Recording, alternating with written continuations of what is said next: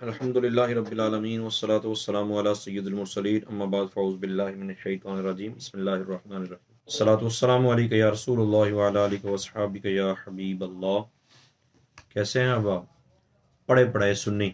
ہمیں کیا بننا ہے؟ پڑھے پڑھائے سنی، سنے سنائے سنی سے پڑھے پڑھائے سنی۔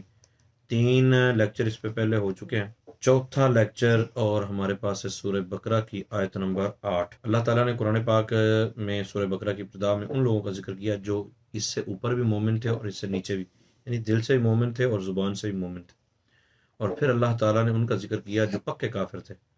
ختم اللہ علی قلوبہم سے پھر ان پر مہر کا ذکر بھی کر دیا کہ وہ ایمان لائیں گے ہی نہیں۔ اور آیت نمبر 8 سے پھر بڑی عجیب و غریب بات ہمارے سامنے آئی، کہ ہم تو آج تک یہی سمجھے تھے کہ جس نے بول دیا کہ جناب میں مومن ہوں، ہم تو بھی اللہ کو مانتے ہیں، قیامت کو مانتے ہیں، ہم تو جی اللہ کے دین کی بات کرتے ہیں، ہم تو اللہ کے دین کی تبلیغ کرتے ہیں، بس ہمارا تو کس سے کوئی لینا دینا ہی نہیں ہے۔ رب تعالیٰ نے ارشاد فرمایا محبوب کو ماننا ضروری ہے، اور محبوب کو اس طرح ماننا ضروری جس طرح صحابہ نے۔ رب تعالیٰ نے ارشاد فرمایا وَمِنَ النَّاسِ مَن يَقُولُ آمَنَّا بِاللَّهِ وَبِالْيَوْمِ الْآخِرِ وَمَا هُم بِمُؤْمِنِينَ۔ جو ہمارے احباب ہوتے ہیں نا، بیٹھے بیٹھے ایسے ہی بولنا شروع کر دیں، دیکھو جی اللہ کی بات کر رہے ہیں، جی دیکھیں اللہ کے دین کی بات کر رہے ہیں، اللہ تعالیٰ کے دین کی تبلیغ کر رہے ہیں۔ تو میرے پیارے، اللہ تعالیٰ قرآن پاک میں فرماتا ہے کچھ لوگ ایسے ہیں جو کہتے ہیں ہم اللہ پر ایمان رکھتے ہیں، اللہ تعالیٰ کو مشکل کشا کہتے ہیں، اللہ تعالیٰ کو حاجت روا مانتے ہیں، اللہ تعالیٰ کو داتا مانتے ہیں، اللہ تعالیٰ کے لیے ساری صفات کو مانتے ہیں، اور قیامت والے دن کو بھی مانتے ہیں، نماز کا پوچھا جائے گا، روزے کا پوچھا جائے گا، حساب کتاب ہوگا، جنت ہے، جہنم ہے، جنت میں بھی لوگ جائیں گے، جہنم میں بھی لوگ جائیں گے، جہنمیوں کو سزائیں ہوں گی، جنتیوں کو انعام ملیں گے، ساری باتوں پر ایمان رکھتے ہیں۔ رب تعالیٰ نے بلا کیا فرمایا؟ اللہ تعالیٰ فرماتا ہے وَمَا هُم بِمُؤْمِنِينَ، وہ مومن ہی نہیں ہے۔ یہ عجیب بات ہو گئی، مومن نہیں ہے، مطلب یہاں سے اوپر اوپر کلمہ پڑھتے، اندر سے کلمہ نہیں پڑھتے۔ تو ان لوگوں کا اللہ تعالیٰ نے ذکر کیا۔ رب تعالیٰ ارشاد فرماتا ہے کہ وہ مومن نہیں، وہ تو دھوکہ دے رہے ہیں، وہ اللہ تعالیٰ کو دھوکہ دینا چاہتے ہیں، مومنین کو دھوکہ دینا چاہتے ہیں، جبکہ وہ دھوکہ اپنے آپ کو دے رہے ہیں، مومنین کو دھوکہ نہیں دے رہے۔ اچھا، پھر ان کی نشانیاں بھی اللہ تعالیٰ نے ارشاد فرمائی کہ ان کو جب آپ کہیں گے نا کہ جھگڑا نہ کرو، دنگا فساد نہ کرو، تو آگے سے پتہ کیا کہیں گے؟ نہیں ہم تو صلح کرنے والے لوگ ہیں، ہم تو اچھے لوگ ہیں، ہم تو بھئی پیار سے رہنے والے لوگ ہیں، جبکہ فساد پھیلاتے ہیں، بات بات پہ لوگوں کو مشرک، بات بات پہ لوگوں کو مشرک اور بدعتی، پتہ نہیں فساد میں سب سے آگے آپ کو نظر آئیں۔ ان کو مسلمان کم کرتے ہیں، لوگوں کو مشرک زیادہ بناتے ہیں۔ رب تعالیٰ نے فرمایا وَإِذَا قِيلَ لَهُمْ لَا تُفْسِدُوا فِي الْأَرْضِ قَالُوا إِنَّمَا نَحْنُ مُصْلِحُونَ، وہ آگے سے کہتے ہیں نہیں ہم تو بھئی صلح سنوارنے والے، صلح کرنے والے لوگ ہیں، صلح پسند ہیں۔ الا انہم هم المفسدون ولکن لا یشعرون، رب تعالیٰ نے فرمایا یہی فسادی ہیں مگر ان کو پتہ ہی نہیں ہے کہ ہم فسادی ہیں۔ اور پھر اللہ تعالیٰ نے واضح نشانی بیان فرمائی، یہ مجھے اور آپ سب کو یاد رکھنی چاہیے، اور اپنے بچوں کو بھی سکھانا ہے، اور اپنے احباب کو بھی بتانا ہے، اور خود پڑھا پڑھایا سنی بننے کے لیے یہ چیز بہت زیادہ ضروری ہے کہ ہمیں ایمان کس طرح کا رکھنا ہے، ہمیں اپنا عقیدہ کس طرح کا رکھنا ہے۔ رب تعالیٰ نے ارشاد فرمایا جو اوپر سے کلمہ پڑھتے ہیں، دل سے کلمہ نہیں پڑھتے، جو مومن نہیں ہیں، اللہ کو ماننے کے باوجود، قیامت کے دن پر ایمان رکھنے کے باوجود مومن نہیں، ان کی علامت کیا ہے؟ واضح فرمایا وَإِذَا قِيلَ لَهُمْ آمِنُوا كَمَا آمَنَ النَّاسِ، جب ان سے یہ کہا جائے گا یا یہ کہا جاتا ہے کہ اس طرح مانو، اس طرح ایمان لاؤ جس طرح کے صحابہ ایمان لائے، تو آگے سے پتہ ہے کہتے ہیں قَالُوا أَنُؤْمِنُ كَمَا آمَنَ السُّفَهَاءُ، ہم اس طرح ایمان لائیں جس طرح بیوقوف لوگ ایمان لائے، جن کو پتہ سوری نہیں ہے۔ تو رب تعالیٰ نے فرمایا الا انہم هم السفہاء ولکن لا یعلمون، خبردار وہی احمق ہیں، وہی بیوقوف ہیں مگر ان کو پتہ نہیں ہے۔ صحابہ کے ایمان کو فَإِنْ آمَنُوا بِمِثْلِ مَا آمَنْتُمْ بِهِ فَقَدِ اهْتَدَوْا، یہ بھی قرآن پاک میں ہے۔ اللہ تعالیٰ نے صحابہ کے ایمان کو آئیڈیل قرار دیا ہے کہ اگر تم چاہتے ہو کہ سچے مومن بن جائیں، ایسے مومن بنیں کہ دل والا ایمان بھی قابل قبول ہو، زبان والا ایمان بھی قابل قبول ہو، تو اس کے لیے ضروری ہے کہ صحابہ کی طرح ایمان لاؤ، صحابہ کی طرح مانو۔ اب مجھے بڑے پیار سے یہ پوچھنا ہے آپ سے کہ کیا کبھی کسی صحابی نے تقریر کرتے ہوئے، دیکھیں قرآن پاک کی تشریحات ہیں، قرآن پاک کی تفسیریں ہیں، احادیث ہیں، کیا کبھی کسی صحابی نے مجمع میں بیان کرتے ہوئے یہ کہا ہے کہ نبی پاک صلی اللہ تعالیٰ علیہ وسلم کو علم غیب نہیں تھا، اگر علم غیب ہوتا تو 70 قاری شہید ہو گئے، نبی کو تو پتہ ہی کوئی نہیں، ٹھیک ہے، اور نبی کو بالکل نہیں پتا، کیونکہ اگر نبی کو پتا ہوتا تو رسول پاک صلی اللہ علیہ وسلم کی الزوجہ پر تہمت لگی تو نبی بتا ہی نہیں سکے، تو نبی کو تو پتہ ہی نہیں تھا۔ کیا اس طرح کے جملے صحابہ نے بولے ہیں؟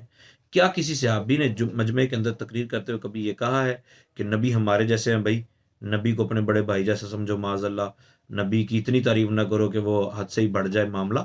نبی ہمارے جیسے ہیں، وہ ہمارے جیسے بشر تھے۔ قرآن پاک میں ہے، رب تعالیٰ نے فرمایا قل انما انا بشر مثلکم، محبوب آپ فرمائیے میں تمہارے جیسا بشر ہوں۔ لیکن کیا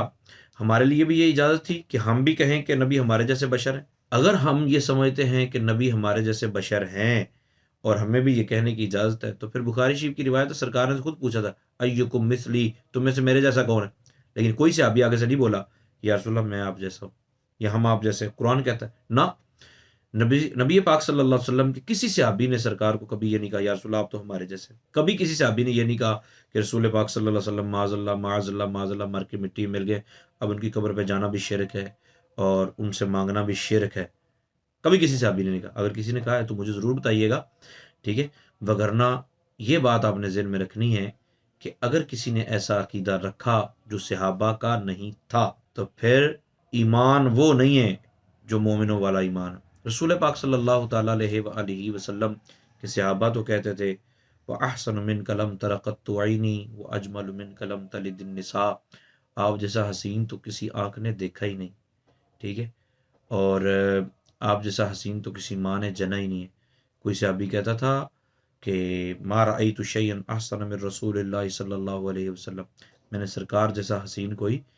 دیکھا ہی نہیں ہے۔ رسول پاک صلی اللہ علیہ وسلم کے صحابہ کا ایمان اور یقین تو اتنا پختہ تھا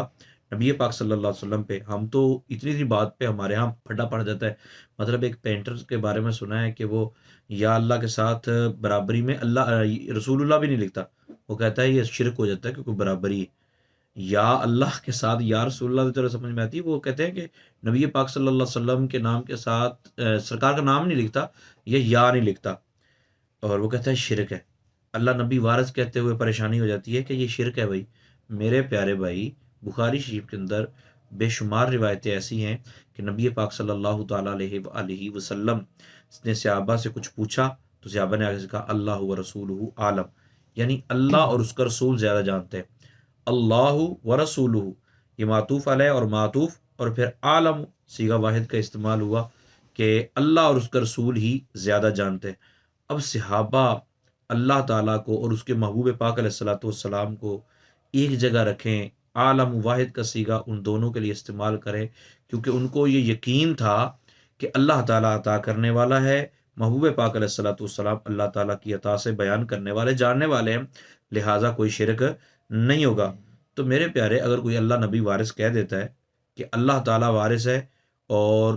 اللہ تعالیٰ کسی کا محتاج نہیں ہے، اور نبی پاک صلی اللہ تعالی علیہ وسلم وارث ہیں کہ امت کی شفاعت کریں گے، امت کی بخشش کروا کے جنت میں لے کے جائیں گے، تو پھر شرک کیسے ہو جائے گا؟ تو اللہ تعالیٰ ہمیں سچا اور سچا عقیدہ رکھنے کی توفیق عطا فرمائے۔ نبی پاک صلی اللہ علیہ وسلم کو جو کوئی مشکل کشا سمجھتا ہے، اللہ تعالیٰ کو مشکل کشا سمجھتے ہیں، نبی پاک صلی اللہ علیہ وسلم کو حاجت روا سمجھتے ہیں، تو مطلب یہی ہوتا ہے کہ اللہ تعالیٰ مشکل کشا حاجت روا ہے مگر وہ کسی کا محتاج نہیں ہے، اور نبی پاک صلی اللہ تعالی علیہ وسلم یا اولیاء کرام اللہ تعالیٰ کی عطا سے مشکل کشائی کرتے ہیں، حاجت روائی کرتے ہیں۔ تبھی تو صحابہ کرام نبی پاک صلی اللہ علیہ وسلم کی بارگاہ میں حاضر ہو کر عرض کرتے تھے یا رسول اللہ آنکھیں چاہیے، آنکھیں نہیں ہیں، آپ دعا فرما دیں۔ کبھی رسول پاک صلی اللہ تعالیٰ علیہ وآلہ وسلم سے بارش کی دعا کے لیے التجا کی جاتی۔ اب کوئی کہے وہ تو رسول پاک صلی اللہ تعالیٰ علیہ وسلم کو کہتے تھے کہ اللہ سے کریں، تو بھائی خود اللہ ان کی نہیں سنتا، نبی پاک صلی اللہ علیہ وسلم کی زیادہ سنتا ہے۔ تو یہی ہمارا موقف ہے کہ نبی پاک صلی اللہ علیہ وسلم کی زیادہ سنتا ہے اور نبی پاک صلی اللہ علیہ وسلم کی زیادہ قبول ہوتی ہم سے۔ تو سرکار کا وسیلہ دینا، رسول پاک صلی اللہ علیہ وسلم کی بارگاہ میں التجا کرنا، بلکہ قیامت کے دن، قیامت والے دن تو ساری دنیا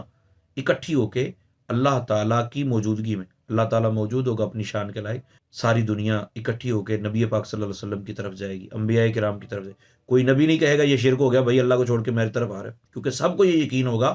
کہ اللہ تعالیٰ ہی عطا کرنے والا ہے، لیکن انبیاء کرام کو وسیلہ بنایا جا رہا ہے۔ انبیاء کرام کو وسیلہ بنا کے ان کی بارگاہ میں، اللہ تعالیٰ کی بارگاہ میں ان کا وسیلہ پیش کیا جائے گا، یہ اللہ کی بارگاہ میں التجا کریں گے، ہمارا بھی بیڑا پار ہو جائے گا۔ اور یہی عقیدہ ہمارا دنیا میں بھی ہے۔ ایک سوچ ہے، ایک فکر ہے کہ جی زندہ کا وسیلہ جائز ہے، فوت شدہ کا وسیلہ جائز نہیں۔ پتہ نہیں یہ کون سی آیت سے نکالا ہے کہ زندہ کا وسیلہ جائز ہے، فوت شدہ کا وسیلہ نہیں دے سکتے، حالانکہ نبی پاک صلی اللہ تعالیٰ علیہ وسلم جب دنیا میں تشریف بھی نہیں لائے تھے، آپ کی ولادت بھی نہیں ہوئی تھی، اس وقت بھی آپ کا وسیلہ دیا جاتا تھا۔ وَكَانُوا مِن قَبْلُ يَسْتَفْتِحُونَ عَلَى الَّذِينَ كَفَرُوا، نبی پاک صلی اللہ علیہ وسلم کا وسیلہ دے کر یہودی اللہ تعالیٰ سے فتح مانگتے تھے۔